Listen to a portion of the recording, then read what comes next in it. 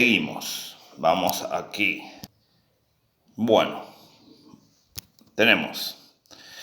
¿A qué se denomina tensión de umbral y tensión de ruptura? Bueno, eso también está en el manual, pero vamos a aclarar algunas cuestiones, porque se pueden presentar a dudas. ¿Sí? Vamos acá. Esto es lo que llamamos curva del diodo. ¿Sí? Es el momento en donde el diodo empieza a conducir. Vamos a posicionarnos en esta parte, ¿no? El profe se viene para acá. Bien, vamos a hacerlo ahí. Bien, el profe está acá. Fíjense, acá tenemos, esto está visto en un osciloscopio, una línea negra, bien, que simboliza bien la conducción bien, del diodo. Y fíjense que acá abajo tenemos una marca donde dice voltaje de umbral. Voltaje vendría a ser la línea de voltaje, corriente directa o corriente continua. El diodo empieza a conducir bien, cuando pasa el voltaje de umbral. Vendría a ser que el voltaje de umbral es el voltaje necesario para que el diodo empiece a conducir.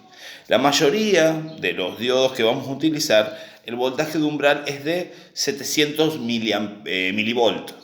¿Sí? 700 milivoltios. Serían 0,7 voltios. Eso es lo que necesita el diodo para empezar a conducir. Menos de 0,7 voltios el diodo no va a conducir.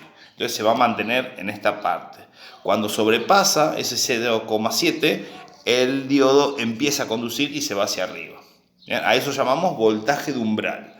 Ahora, el voltaje de ruptura, ¿bien?, es totalmente lo contrario. ¿Bien? Es el valor que necesita el diodo, ¿bien?, para empezar a conducir en inversa.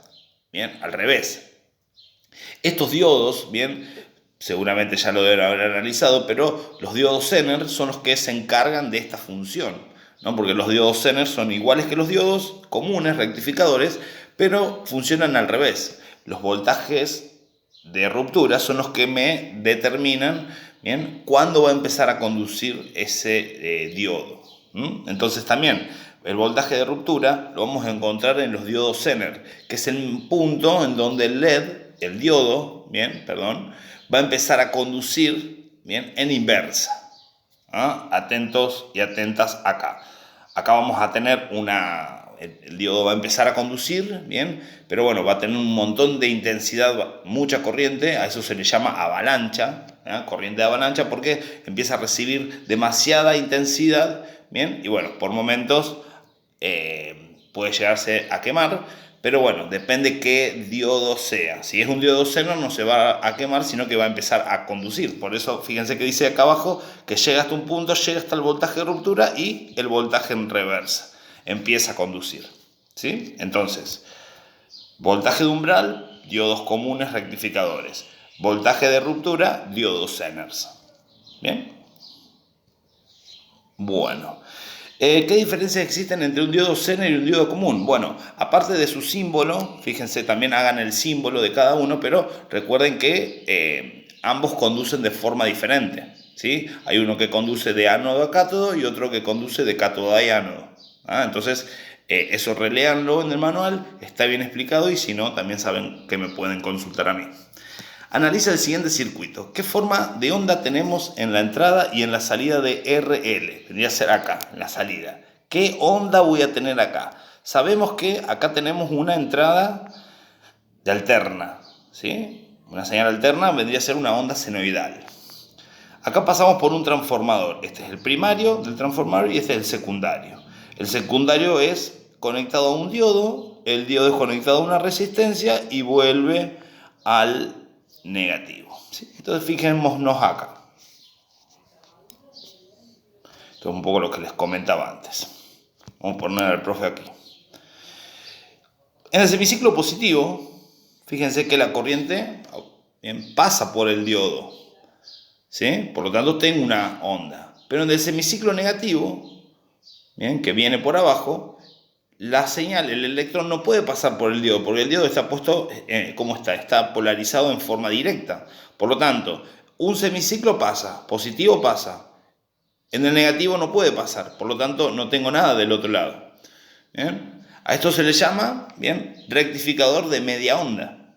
¿Sí? Acá podemos ver que el diodo puesto siempre de una misma posición, dependiendo qué señal tenga de entrada, bien, se va a comportar de formas diferentes. Recuerden que la señal alterna, ¿sí? En este caso una señal senoidal, bien, en Argentina vamos a encuadrarnos en 50 hercios, ¿sí? Esto significa que tenemos un periodo, un tiempo de onda de 20 milisegundos, ¿sí? 10 milisegundos por semiciclo, ¿sí? Cada semiciclo, cada parte por donde pasa son 10 milisegundos, serían 0,01 segundo. Entonces, cada 0,01 segundo ese electrón cambia de posición, ¿sí? Lo cual significa que 0,01 segundo está positivo, 0,01 segundo está negativo. Entonces, cuando está positivo, el electrón pasa por el diodo porque está polarizado en forma directa. Cuando cambió y pasa por el negativo, viene por abajo y no puede pasar por su cátodo. Entonces esa señal la perdemos. Entonces, ¿qué vamos a tener? Una señal sí, una onda, un semiciclo sí y otro semiciclo no. Un semiciclo sí y un semiciclo no. Lo que llamamos señal pulsante, corriente continua pulsante, ¿sí? Bueno, eso ya lo vamos a explicar bien en las clases que vienen, que vamos a tocar rectificadores, pero básicamente es eso, ¿no? Si ustedes... Vamos aquí. Bien, fíjense que si nosotros tenemos acá una señal alterna, el positivo va a poder pasar por acá y va a volver hasta acá. Bien, ahora, en el paso, cuando pase el negativo, va a venir por este lado, va a pasar por la resistencia, pero no va a poder pasar por el diodo porque se encuentra, bien, que no puede pasar por su cátodo, ¿sí? Entonces, voy a tener, recuerden que acá voy a tener una señal senoidal, ¿sí? Y acá en la salida voy a tener una señal pulsante. Así que bueno, recuerden, dudas y consultas, saben que me pueden consultar. Toda la información está en el manual. El video es solamente para que tengan alguna aproximación más cercana a lo que es la electrónica o en este caso los componentes. Pero bueno, la semana que viene tocamos algunos temas más importantes, por lo tanto espero sus actividades. Un abrazo grande y nos vemos pronto. Chau, chau.